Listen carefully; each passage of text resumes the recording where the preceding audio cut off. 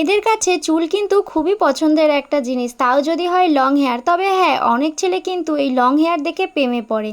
তো যাই হোক, আজকের কিন্তু ভিডিওটা হেয়ার নিয়ে। অনেক দিন পর কিন্তু আমি চুলে কিছু অ্যাপ্লাই করতে চলেছি, চলো সেটাই শেয়ার করি। আগের দিন রাত্রিবেলা এই যে চাল ভিজিয়ে রেখেছিলাম, আজকে সেটা দিয়েই হেয়ার প্যাক বানাবো। এখানে আমি কি করে বানালাম সমস্ত কিছুই কিন্তু তোমাদের সাথে শেয়ার করছি। এই যে আগের দিন রাতে চাল ভিজিয়ে রেখেছি, সেগুলো দিয়ে এখানে জবা ফুল দিয়েছি, দিয়ে দিয়েছিলাম বেশ কিছুটা মেথি। তবে হ্যাঁ, মেথিটা যদি ভেজা থাকতো, আগের দিন রাতে ভিজিয়ে রাখতাম, তাহলে আরোই ভালো হতো।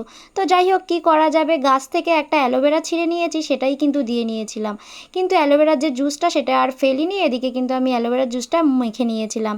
এই যে হেয়ার প্যাক বানানো আমার কাছে খুবই একটা বোরিং কাজ, সেই জন্য কিন্তু আমি এখানে গান চালিয়ে নিয়ে তারপরে হেয়ার প্যাকটা বানাচ্ছিলাম। তো চলো এগুলোকে এখন পেস্ট করে নিলাম। আর দেখো কালারটা কি মিষ্টি এসেছে, আমার না এই কালারটা খুবই পছন্দের। এখানে আমি দিয়ে নিয়েছি একটা নারকেল তেল। তোমরা যদি দিতে চাও, তোমরা যে তেলটা ইউজ করো সেটাই দাও।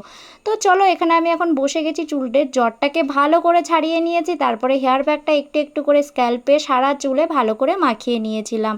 আর হ্যাঁ, এটা কিন্তু খুবই কার্যকরী, তোমরা যদি চাও তোমরাও কিন্তু ব্যবহার করতে পারো।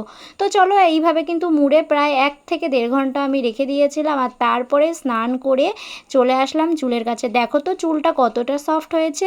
তোমরাও যদি চাও অবশ্যই কিন্তু শেয়ার করতে পারো, মানে সরি, মাখতে পারো। তো আজকের ভিডিওটা একটুখানি দেখা হচ্ছে অন্য ভিডিওতে। কেমন লাগলো অবশ্যই কমেন্ট করে জানিও।